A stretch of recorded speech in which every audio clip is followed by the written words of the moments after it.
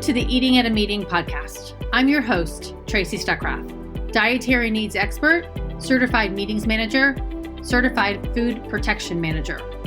I have searched the globe to find people and businesses who are creating safe, sustainable, and inclusive food and beverage experiences for their employees, guests, and communities. In each episode, you will find authentic conversations about how food and beverage impacts inclusion, sustainability, culture, community, health, and wellness. I know that sounds like a lot, but we're going to cover it all. Are you ready to feed engagement, nourish inclusion, and bolster your bottom line? If so, let's go. On today's show, we are going to talk about the trends for 2021. What's going to be on our plate, what's going to be in our, how we're going to eat it. And I've got these two fabulous experts from one across the pond, Mark Cooper, the CEO of IACC, and he and his team of food and beverage experts have devoured some food and beverage trends and what we're going to see. And then Felicia Trujillo, she is the founder of Food Scene, a Raleigh-based creative marketing agency that specializes in food and beverage. And she and her team, from what I see on LinkedIn and Facebook, are all over what's going on and what we're going to see on our plates. So hello, Felicia. Hello, Mark. Hello. Hello, Tracy. Hi. Hi. So glad to have you both here. 2020 was a train wreck. 2021, in food and beverage, we're all at home. So a lot of us are eating a lot of, comfort foods, getting back to what we were doing. But do we see that going into 2021? Mark, I know you just had some conversations with your chefs about, service styles, but did they talk about what's going to be on the plates? Well, they absolutely are. One of the fortunate outcomes for IACC is that we represent 400 venues in 26 countries, and some of those 26 countries haven't closed at all. Take countries like Sweden, Denmark, they've been operating through the pandemic. So although many hotels and venues, and when it comes to events and large gatherings, they did stop, we've got just some examples that we're able to draw upon of where it's continued and people have come back together. So although we're not out of the woods yet, as you say, Tracy, 2021 is still going to have a period of 2, if not 3 months of being severely restricted. We're starting to see the behavioural changes of people when they come back together, and we're going to need to adapt to that. Yep. And Felicia, what are you seeing? I think it's interesting because I'm from California, and it's a whole different experience living in California right now as it is living here in Raleigh. I think actually Durham, which is 30 minutes away, 20 minutes away, is living a little bit differently than Raleigh is. I think have always been a little bit more opened up. So with that said, I think some communities are going to dive back into dining out as soon as the weather warms up, and they'll probably start with outdoor dining, and eventually once more and more people are vaccinated and the weather gets warmer and we're now hopefully past this, indoor dining too. I think also there's so much development going on in Raleigh, and it has not been put on hold due to the pandemic. So while some communities may have a lot of closed businesses and not recuperate, I think some communities are going to come back even stronger. And I think our community here in Raleigh is one of those. I already know so many people who had hoped to open a concept prior to COVID that still plan to after COVID, individuals that have pivoted from one type of concept to another. So I'm optimistic for the most part. Well, that's good, because we do need these venues to be able to feed us, because we're tired of eating our own foods, I think, sometimes. So Mark, on service styles, you said out of the woods, but I want to jump back into the woods because I thought you may. You and I love talking about forest bathing, but pods, and somebody I saw on one of the trends online that we're going to be eating in shipping containers, and interesting one. I know. And Felicia, in our pre-show stuff, you were talking about patio eating and a bad experience that you had, that nobody had put out patio seating to help you as you waited in line. But so what kind of service styles do you think that we'll see? Now, some businesses have stepped up their service. Many businesses have stepped up their service during COVID. But some I have seen are doing the bare minimum to just get through this and get on the other side. And I think that's a disservice, because in some ways we're forever changed, and in some ways we're dying to get back to the way we were. But ultimately, when it comes down to it, food is about comfort. Food is about being social and having a positive experience. Even if you're a takeaway place, but it's taking time for your customers to get the food, have a nice place for them to sit, or have an umbrella out if it's hot. I mean, these are things that aren't very expensive, that are easy to do to make the situation comfortable, whether we're in a pandemic or not. And I'd like to see new concepts or existing concepts come out of the pandemic realizing that, and setting themselves apart by creating extraordinary experiences. Yeah, I agree with that. And Mark, you in your reports that are going to come out later this month, right? The IACC reports, there are some different service styles, and it kind of touches on that line thing, the queue of a buffet, and getting rid of that queue. So can you talk about some service styles that you guys are seeing? Well, a little bit differently to Felicia. Of course, my world being business events, it's all about groups. So it's groups of that are coming together in a meeting environment, and then they're with other groups at the same venue. So it's not one big mass gathering, and it's not two people. But so really where the trend is going, and we're looking further than, the immediacy of just unlocking and social distancing, we're seeing this real desire to stay within these bubbles. So where we have a group from IBM of 10 people next to a group from Spotify, they want to be in the same venue, but they don't want to be crossing at the break station or at at lunchtime. So in a business event venue, just like, in a restaurant venue for Felicia, you have these great big restaurants that everybody would come together and have the typical conference buffet. Very efficient. 80% of your total audience would have that type of lunch. 20% might have private buffet in the meeting room, or, a barbecue outside, or something different. Right. It's going to flip. It's going to be 80-20 the other way around. So really for venues and business event organizers, it is going to absolutely be about how can we cater for these small groups in different parts of the building, or indeed outdoors. Now, shipping container is way out there, but it doesn't surprise me that anybody who's looking at a space or an item that can provide shelter and a roof and be invested in and make it funky and make it creative, why not? Why can't that be a great area to go and have lunch for your group of 10 people if it's set up and it's made to be attractive? So yes, we're going to see more bubbles. We're also going to see more examples of, for instance, the private chefs. So groups asking to have private waiting staff and chefs just to look after their lunch, a little bit like a la Swiss ski type sort of chalet, having your own team that are there.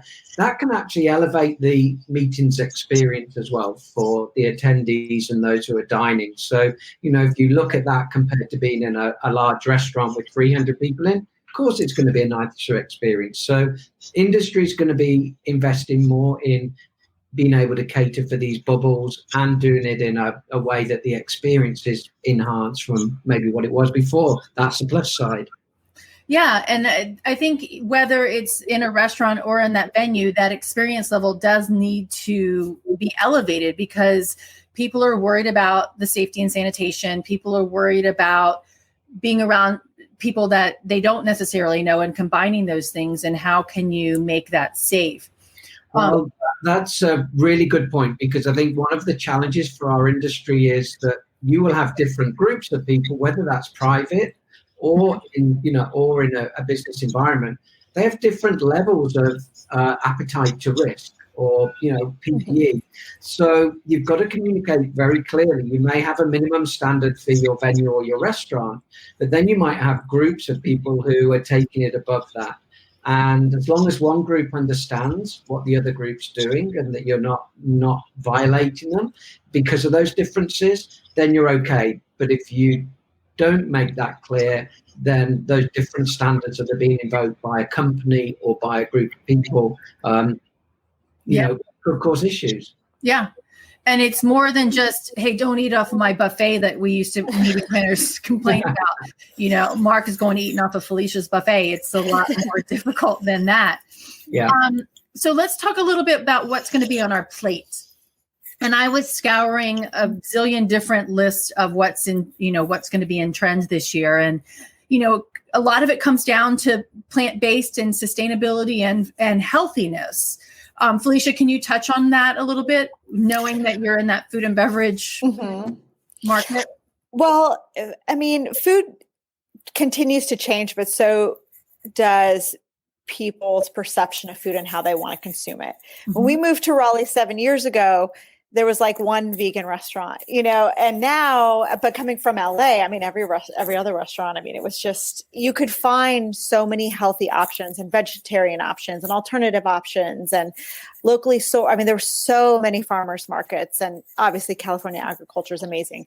Here, I've seen that change a lot in the last several years. And I think that's a great example of, sustainable eating, locally sourced, vegetarian, plant-based, kind of spreading out from the big metropolitan cities into smaller communities. And it's great. And I think it's going to continue to grow. I think people have so much access to information, and therefore they have information in terms of health and quality of life, especially in the circumstance we've been in the last year. Health is forefront of our mind. So incorporating that into how we're consuming food and what we're consuming and where our food is coming from, I think it's going to be more important to people than ever. And I'm excited by that. I love decadent food, but I love healthy food too. So I love to see that there's just more options for people, and for people to be educated and informed that there are so many options, and it doesn't have to be out of touch. It doesn't have to be unaffordable. And I think the more present it becomes, it'll become more attainable and more affordable, and not as scary for people too. Right. Yeah. And one of the things too is like technology has really played a forefront in our food system, putting it in through TikTok and through Instagram. And there was a whole article the other day on the New York Times about how social media has really opened up chefs' worlds to sharing what they're making. Right. And putting more people, we were foodie fanatics with our cameras before. I think it's even more so now, where chefs are showing what they're doing at home. Mark, on that note, I mean, I know Murray Hall in Toronto is plant forward focused. Do you see that across all of your chefs are being more local and sustainable and plant forward? Absolutely. Murray is a specialist, not only from Canada, but worldwide, in terms of really not only promoting the benefits of plant forward, but designing plant forward into your menu inclusive planning. And as you change, we talked about changing service styles, you do have to adapt. If you're going to do anything that reduces the choice that you have. So we talked about buffets, and Felicia is talking about the changes, in terms of vegan foods and those styles. Well, if you're reducing the choice, you've got to be better at making sure you make the right decisions, on behalf of your clients and the group that you've got coming. Do I see more of it? Yes, I do. But I think sometimes that's linked more to enhancing the experience. When people come back to live meetings, it's going to be more of a treat.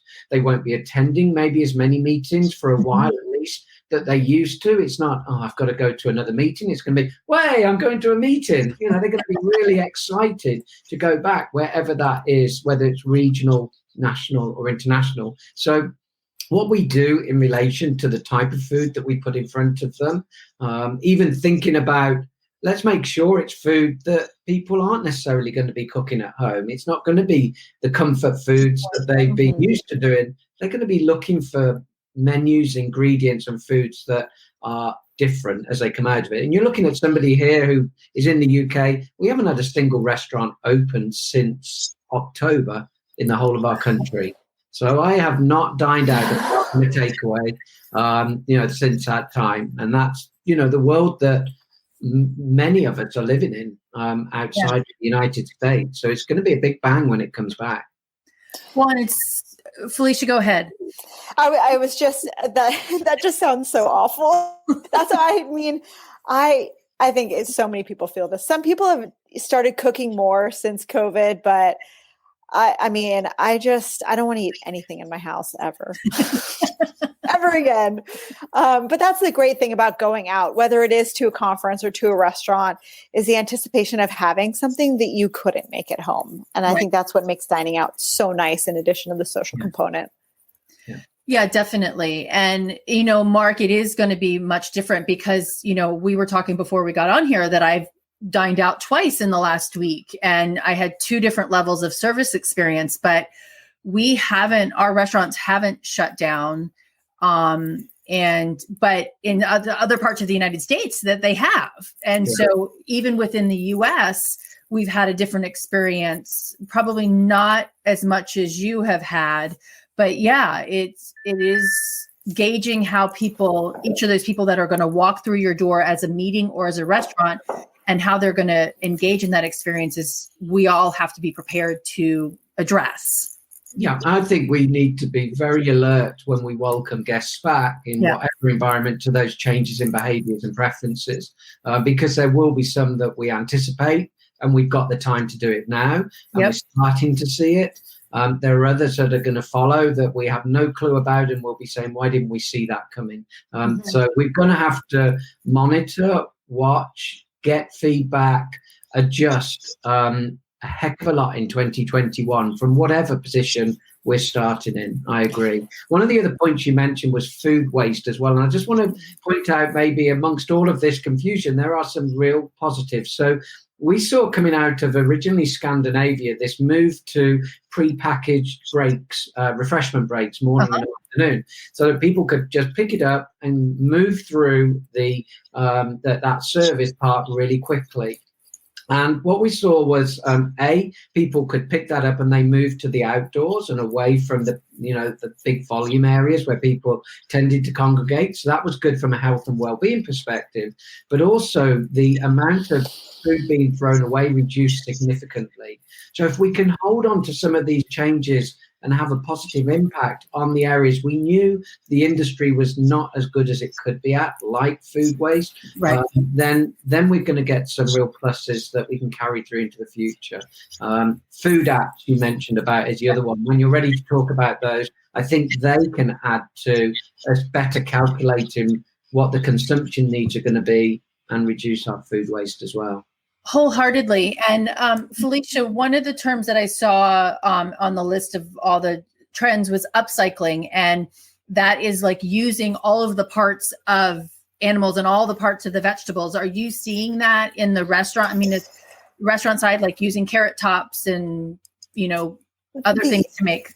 Yes, you see that in restaurants, but you see that in specialty restaurants and high-end restaurants. You're not seeing that in fast casual restaurants and chains and Yeah. Unfortunately, it's just scratch kitchen kind of experiences, which I hope, and that's the ones that we want to survive more so than we want, other ones to survive. We want them all to survive, but I would really love scratch kitchens to survive.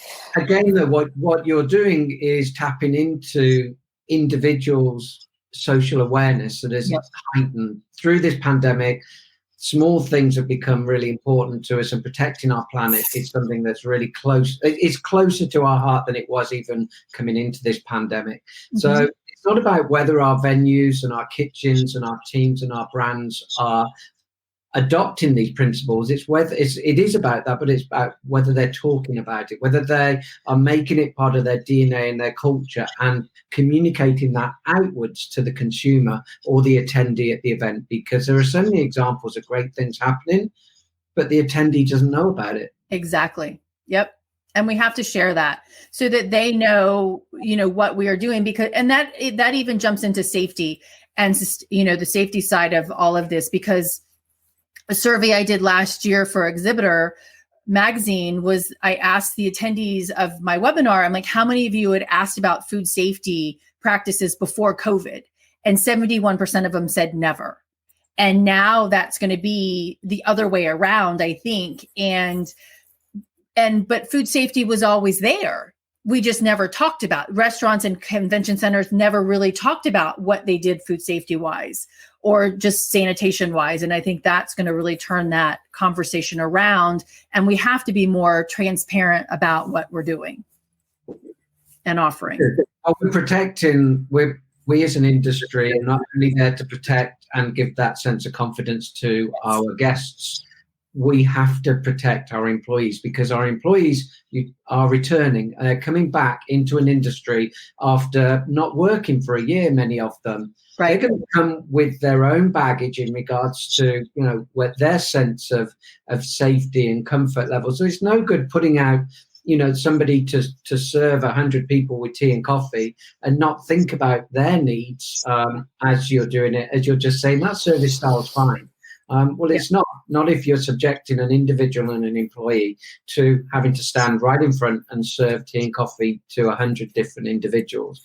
And we've seen with some of the early days PPE standards, you talk about whether you mask the employee or you mask the attendee, what's the most important.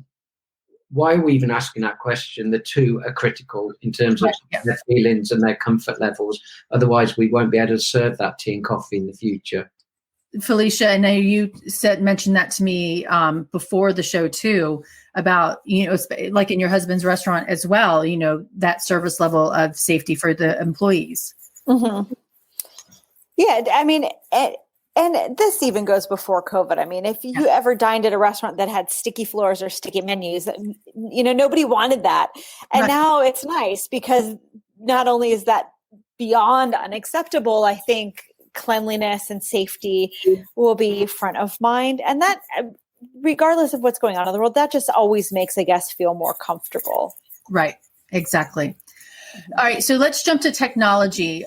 Felicia, a lot of this whole time, a lot of restaurants have switched to QR codes to look at their menus and take it online and making sure that their ingredients are known. And Mark, you've mentioned it too.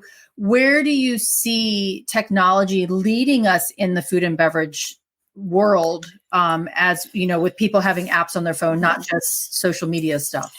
I see there's still improvements that need to be made because I've experienced some major debacles when it comes to online ordering. Not so much on the to-go where you're sitting at your desk and you order food and you go pop down to the restaurant and pick it up. But I've been in a restaurant, like, for example, I was at a restaurant and even though there were servers present, they were like, pull up the menu online, order online. But if you have different checks, then it's a whole different thing. Well, half of our group got all their food. The other half, the order never went to the kitchen. Oh, wow. So, then we're waiting and we're like, okay, it's been a while. Something's wrong here. So we had to wait and call somebody over. The other group had finished eating their food. Then we put the food in. We get our food. And then bill, we all close out and I have the order twice on my phone. Now we have to get somebody. So I think, that there still needs to be a human element. I've never liked the idea of sitting at a restaurant and ordering food on an app, especially a more fine dining restaurant. I love the experience of having a paper in my hand, reading through it, talking to the wait staff that knows how to pair wine, or they can make recommendations, or if you have questions about food allergies or whatever it is. There's this interactive experience that I think people are still going to want when it's appropriate. And then there's the implementation of technology when, you're in the middle of a workday, you just want to get food and get out. Like, that makes sense. But there's still hiccups. And there's hiccups, especially with like food halls where they have multiple stalls. You have to order from, let's say you're in a car with your family and everybody wants something different. You literally have to place 4 orders, close the app, go to each station or go to one thing and cull through, as opposed to one singular ordering system. Everyone gets paid out on the back end. The customer's not worried about it. The food's ready. So I think the technology will improve for sure. I just hope that it doesn't take over customer service. That's a good point. That's a really good point. And Mark, how can that be applied? I mean, because we're going to serve larger groups of people, at a meeting, but we have event apps, but we've never really used them to order food. And are your chefs amenable to me, you, the three of us ordering our food separately on an app to say, hey, we're coming? Or what's technology looking like? Well, first of all, if we can use that technology to feed 45,000 people in a football stadium where there's 15 minutes between the first half and the second half, it can be done for a meeting for 100, right? So Right. We know it exists and we've seen efficiencies in doing it. I'm coming at it from a totally opposite, I guess, perspective to Felicia. And it's not that I disagree with Felicia, but dealing with groups and business meetings, it's about efficiencies. So as an attendee to a meeting, if I get to know what is going to be available on my morning break, and I can see that on my phone before I get to the morning break, I've made my decision beforehand. I can pick it up, it's efficient, and I can walk away. Doesn't mean there's less choice to be able to do it. So no, it doesn't exist at the moment. It may do in a very bespoke situation, but all of the examples I see of pre-ordering are in restaurants and bars and at sporting events and that sort of thing. So I welcome it happening. We're doing some research to find organizations that are switching and developing. So they may have had the app-based hotel room service one absolutely nailed, but we're saying, okay, well, how do you bring that into a conference and meeting environment? The other point is, and the feedback from the chefs and from the food and beverage professional side is, yes, we welcome it as long as we have enough time to react to the order to then get it out for 100, 200 people. So, as long as the timing works and we get that information in advance, it could be a great thing. And again, it links across to reducing food waste and efficiency, which has got to be a good thing. But it's not there yet. And I look forward to the day it is. Well, and there's a big difference there too. And I think the Lee brothers did their book. They talked about, they became caterers for a little while, and they're like, oh my gosh, this is so much harder work. Not necessarily harder, but such different work than working in a restaurant. And when you have to put out dinners for 200 people at the exact same time versus 200 covers for a night, that is a completely different experience in how you do it. And the customization of those event menus is a lot harder than when I'm going into a restaurant and saying, okay, hey, I need a gluten-free, dairy-free one, kind of on the spot. So it's a much different experience. And hopefully that we can get that technology, that can mesh those two together, because it's food and beverage. Now it's not. Before COVID, it was a question of whether it made sense from a financial investment perspective.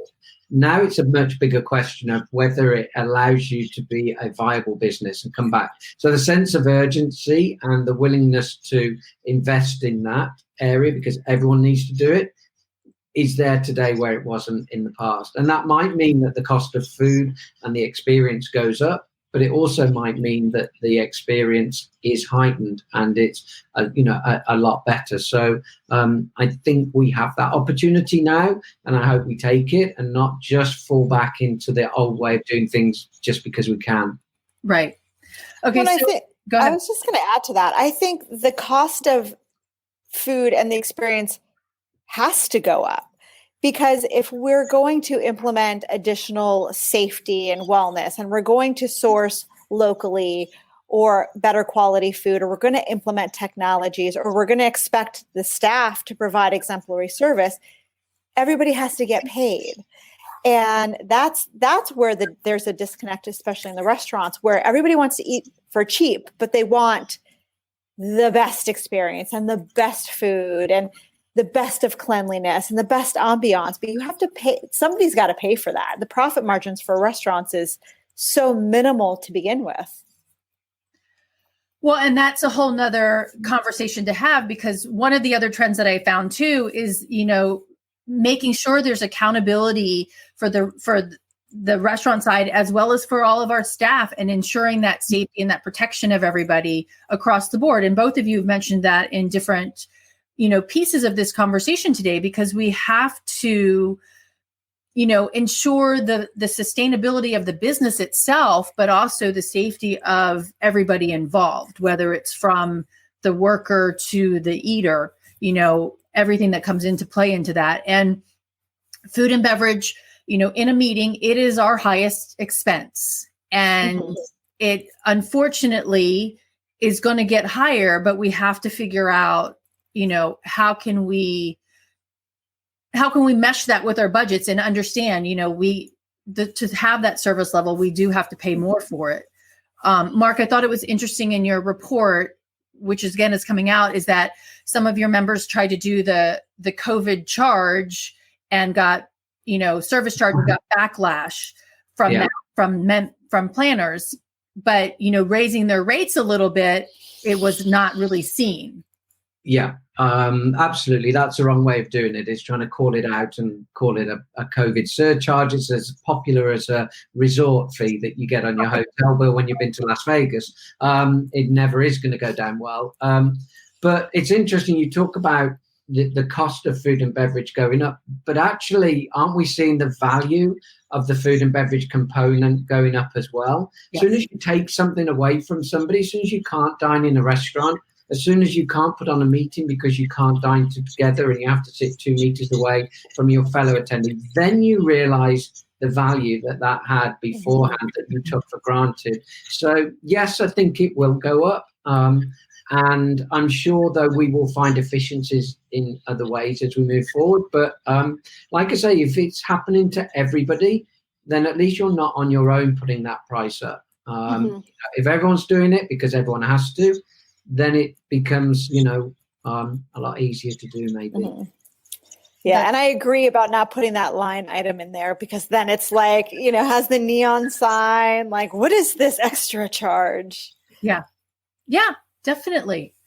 And if you can do it across the board, it's like one chef in Vegas, and this was years ago, he's like, well, can't I charge for using that gluten-free toaster? And I'm like, it's the cost of doing business. You take the cost of that $10 toaster and you apply it across the board to all of your costs, and then you've paid for it, right? You don't want to keep charging every single time somebody uses that toaster. Yeah. What food do you want to see on your plate when you go back to a meeting, Mark? Oh, my word. You didn't prepare me for that one. What food do I want to see? I want to see food that has been sourced locally, that has reduced food miles, that has been well thought out by the chef, and it is thinking of my health and well-being more so than in the past. That's going to be important. I also think it goes back to that original point. I want to see something I haven't seen before, and I know that's easy to say, but I'm used to what I've been used to in the last year from dining from home, as wonderful as some of that's been, but I want to try new things. So I'll be looking for cuisines and fusion cuisine as well when I return. But more importantly than anything on my plate, I want to be talking to the person opposite me and reigniting that relationship and, and getting the value from that. Food for me is important, but it's the glue that knits all of the relationship building and the experience together. That's awesome. And what about you, Felicia? Can you see me? Okay, there it goes. Yeah. It was black on my end. I'm not a vegetarian, but I always order my entrees based upon the sides, because I love vegetables and I love grains, and I love how chefs can prepare them in so many ways that I would never imagine or even attempt at home. So I would love to see more plant-based foods on menus incorporated in with protein, so that, if you go with a group, there's something for everybody. But I always get excited when I see a vegetable or something thoughtful that I haven't seen before, prepared in the same way before. And also, to echo Mark's sentiments, I mean, I'm like half introvert, half extrovert, and I've maxed out my introversion. I am now like, I'm ready. I'm so ready to walk into a restaurant, see it filled with people I know, get together with groups on a regular basis. And I love connecting people. And I do that, we all do that on social media, but it's so nice to fulfill and finish those connections in person and travel. And food, is such a great accompaniment to that. Well, and it reminds me of when you like met somebody on Twitter or Facebook and you meet them in person somewhere. You're like, oh my God, I'm finally putting a real face to a name that's online. And that's what we're all doing. All right. So one little twist from what both of you just said, because there's been a lot of cooking demos and a lot of beverage demos and tastings online. Is there anybody that you followed or that you've participated in an online cooking or beverage demo? Well, that's an easy one for me, because the one person that I followed the most on Instagram and I found to be really inspiring is the executive chef of the Purple Pig in Chicago, Jimmy Bagno, I want to say Jr. That place, I've had the privilege of sitting at the bar and watching the team cooking behind the bar. I mean, it's just phenomenal. It's like being at the theater watching those guys, but actually just watching him and then go through the journey of dealing with the pandemic in the early days, helping their communities, going from full restaurant to takeaway. You talked about ghost kitchens or whatever. I mean, they've taken the whole journey and been so impressive. So yeah, Jimmy Banjo Jr. from Purple Pig in Chicago on Instagram gets my vote. Okay, awesome. Felicia, what about you? I have a terrible answer.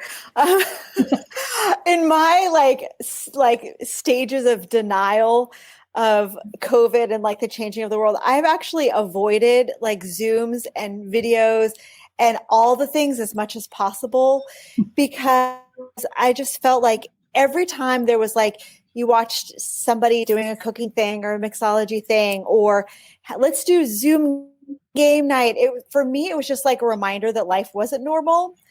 And so I would choose to do something with my kids or get a new cookbook or just kind of do something internally and with the family or have our next door neighbors over. It was really important for me to not dive into embracing technology, especially too, because I run a digital marketing agency.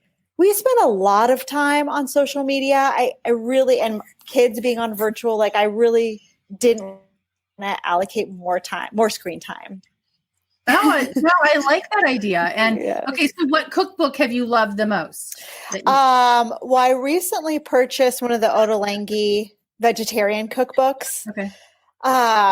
Which was actually really overwhelming because there was like, I wanted to make every recipe in the book. So I was like, I don't even know where to start. But then also one cookbook that I always go back to, a shameless plug, is Southern Smoke, because I photographed it, but also because it was created by a local, not chef, because he wouldn't even call himself a chef, but Matthew Register, but also all the dishes in there were super relatable and you can cross-pollinate with your ingredients, and the kids, like everyone in my house was happy with recipe from the book. So that was something that I revisited a lot over the last year. All right. Very cool. Well, thank you both very much. And I guess I was going to say one more parting thing. What do you foresee? What are you excited about for food and beverage in 2021? Just to say goodbye. I just can't wait to get out there. Like sun to shine, warm weather. People are at the restaurants. I see faces I haven't seen in a while. Okay. Yeah, that's social connection more than anything. Mark? Mine can only be the simplicity of seeing meetings return and people getting back together for business events, large or small, because it isn't happening the way it should. So it's just returning to us being able to say that there is no one country, no one state locked down, and we are all on that road to recovery. So, yeah, it's pretty straightforward. Well, thank you both so much. I mean, and the trends for 2021 vary in a variety of different topics, from service and sustainability and staffing. And I think we covered them all today. So I so appreciate your openness and your expertise in this. And I hope we had a good following here today. So I hope everybody got something out of that. See you next time. Thanks, Tracy. Awesome as always. Thanks for listening to the Eating at a Meeting podcast, where every meal matters. I'm Tracy Stuckrath, your food and beverage inclusion expert. Call me and let's get started right now on creating safe and inclusive food and beverage experiences for your customers, your employees, and your communities. Share the podcast with your friends and colleagues at our Eating at a Meeting Facebook page and on all podcast platforms. To learn more about me and receive valuable information, go to tracystuckrath.com. And if you'd like more information on how to feed engagement, nourish inclusion, and bolster your bottom line, then visit eatingatameeting.com.